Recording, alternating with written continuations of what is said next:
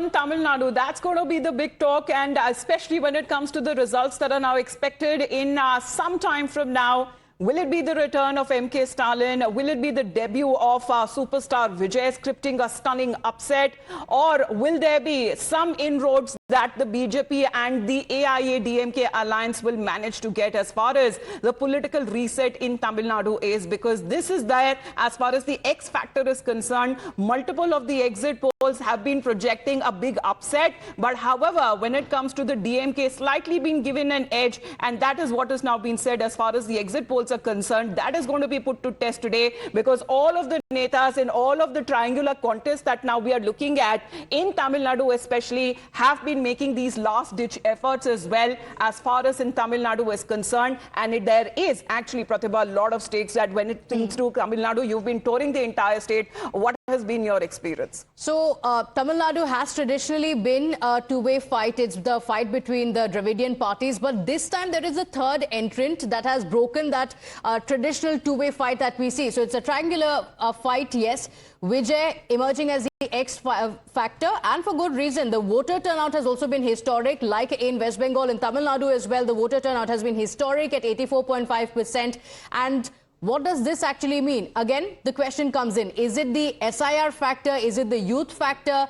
Or is it something more? Let's go across to Hina. Hina, if you can tell us, how the voting patterns have been and what this could actually mean for Tamil Nadu. That's right. And before I quickly show our viewers the turnout, let's also introduce our reporters tracking the, developments from the ground very, very closely. We've got Imran, Dharini, Kritika live with us right now. We'll come to you in just a bit. But before that, let's tell our viewers a little bit about how the turnout really has been. As Pratibha also mentioned, like in West Bengal, even in Tamil Nadu, we've seen amazing turnout this time. Is it the SIR factor, or is it the anti-incumbency issue that clearly led to people coming out and vote in large numbers? Before I go to that, so here's how the scenario looked like in 2021.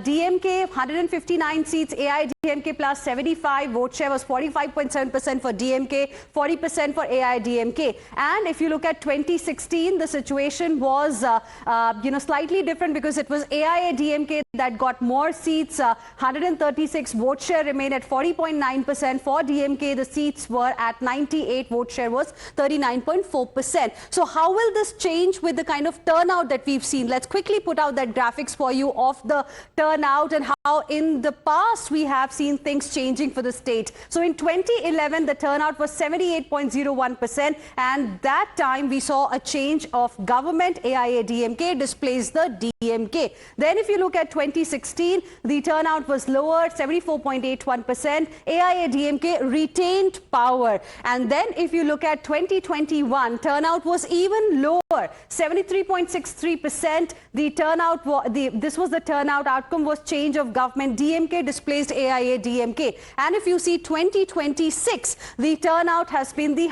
highest so far that the state has seen at 84.5%. So Pratibha, the point that I wanted to make was, in the case of high turnout in the past, say in 2011, we have seen a change of guard at the top. But then when the turnout was low in 2016, even then the government changed. So this can actually go either way, given that there is a very interesting Vijay factor too at play this time. Absolutely. So that suspense is going to continue